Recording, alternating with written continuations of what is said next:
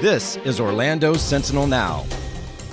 Hello, it's Tuesday, November 2nd. I'm Rich Pope here with Scott Maxwell and Amy Drew Thompson. Should be a good show, good topics to get to. We're going to start here with Scott Maxwell. We're going to talk about a mom that was banned from volunteering at her kid's school after it was discovered she had a private pay-to-see OnlyFans account. Scott, you say this is a slippery slope. What's going on?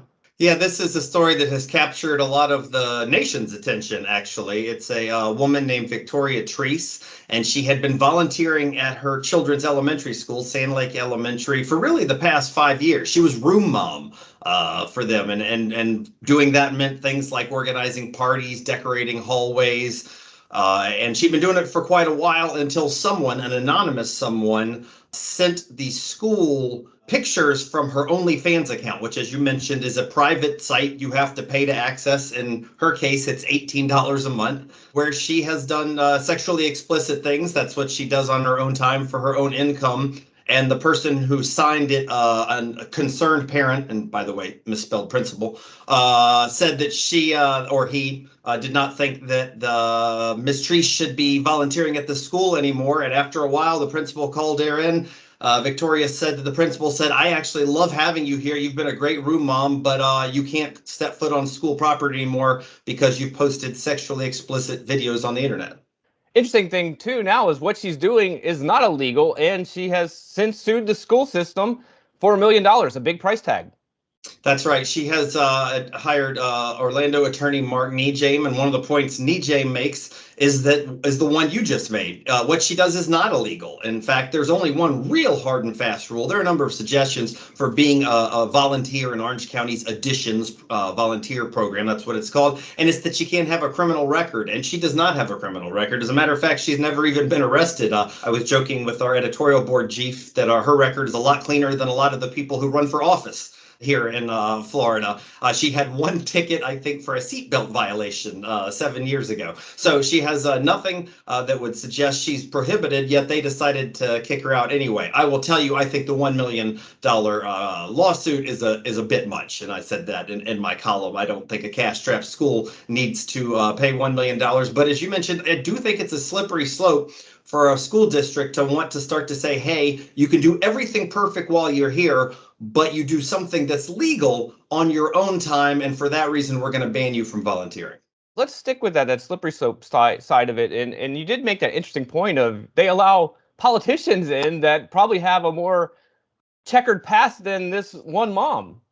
Checkered is the nicest word you could use. You might have to go on OnlyFans to use the kind of language I might use. But yeah, I write about, and our news pages are filled with politicians who lie, who cheat, who are found. We did an OSN segment a couple of weeks ago, who are found violating all kinds of ethical laws. These people are not only invited into schools, they're celebrated. If we want to start, ranking people, also, we've written a lot of stories about parents storming school board meetings and threatening school board members even. I think I've got less of a problem with Victoria Treese, who by all accounts has been a good room mom, than I do with these folks. But the bottom line is, to the best of our understanding, there is no policy. And at the end of my piece, I sort of challenged the school board. If you guys want to start setting a track record where you want to make a list of legal activities that you do not think volunteers should be able to do on their off time, if you want to make a list of things that they cannot post on their social media accounts, I guess you can do that.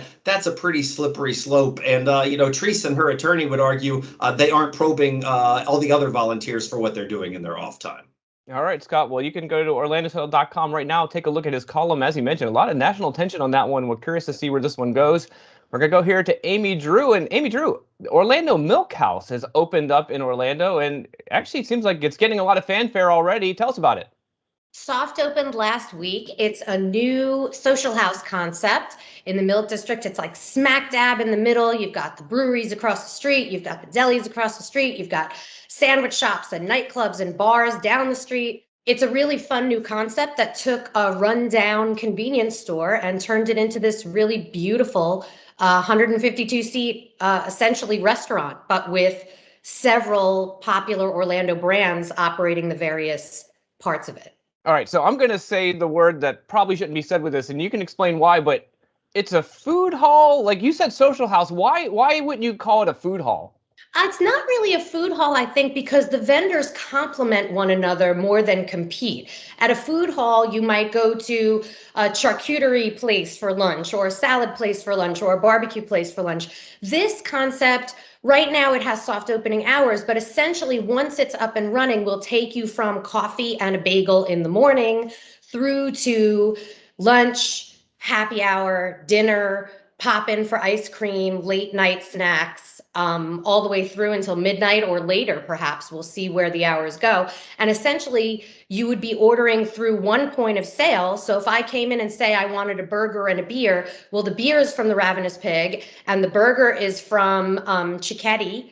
But you're going to order from one server and it's a neat, clean process for you. And it's one point of sale. So it's sort of like a restaurant where you've got multiple arms, but it just comes through as one meal. That's really cool. You mentioned some names there as far as Ravenous Pig. This is a bit of a who's who of Orlando food scene. It's all kind of come together under this one scene. You would think there would be some tempers flaring between these higher name individuals that probably have like their creative idea of what things should be. Oh my gosh, it's so funny because our food scene, a lot of these people have known each other for decades. They've worked for and with one another. They've partnered on multiple projects before coming here. So it's like this weird Venn diagram. It's like I've compared it to supergroup, where they're pulling rock stars from different bands and they throw them together into one band. This is probably going to be a lot less controversial. So yeah, they're all complementing one another. You've got Ravenous Pig Brewing doing just the beer. You've got Gene Zimmerman from the Courtesy doing the bar. You've got Bruno Zucchini of Pizza Bruno and Bagel Bruno, and now with his new concept, which is essentially Italian tapas with Cicchetti, doing the food, and that's his kitchen. And Kelly's homemade ice cream for dessert. So, I mean, you're covered. And Foxtail for coffee. Tell me about how this works as far as in that area. I'm pretty welcomed right now, but with all these individuals in this one place, does it compete with their main restaurants and locations? Gene Zimmerman told me he's been in there. You know, they've only been open about a week, I think, maybe not even in soft open. And he loves that he's seeing new faces. So what he's hoping is that maybe a lot of the people who come in there have never been to the Ravenous Pig, have never been to the Courtesy. And maybe going here will make them go out and explore. But it's nice for him to see new customers. Of course, there's a lot of walk-tos in the Milk District. There are a lot of locals who live there. There are a lot of people who already go there for Stasio's across the street, or Sideward, or Pom Poms up the road, or MX Taco practically next door. And now they can hit everything and just walk. So hopefully there'll be a lot of good Ubering going on the weekends, and people will be safe and enjoy everything that the Milk District has to offer. That's really cool. Well, you can read about this one right now on OrlandoSentinel.com. Amy Drew does a good job. And of course, I think foodies are going to love this. It seems like a good concept in an area where, like she said, you can walk to it or Uber to it easily. So that's a good one. Go ahead and take a look at that. But guys, that's all our topics for today. We're going to go ahead and push pause. But I want to point out, please go to OrlandoSentinel.com/subscribe and become a subscriber and support our work. We always do appreciate that. But for us, we're going to call quits. Until next time, I'm Rich, Scott, and Amy Drew. Everyone have a great day. We'll see you soon. Watch Orlando Sentinel Now live every weekday at noon on our Facebook page and on OrlandoSentinel.com.